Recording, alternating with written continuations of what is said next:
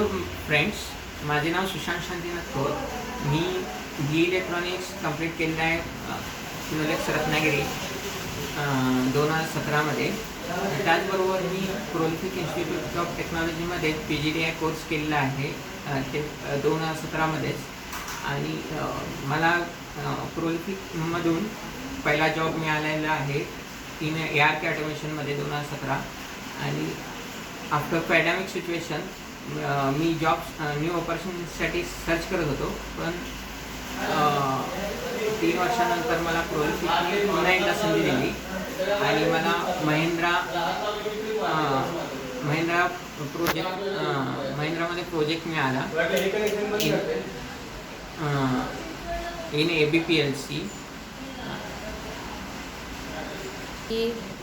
मला 25 पर मंथचं पॅकेज मिळालेलं आहे.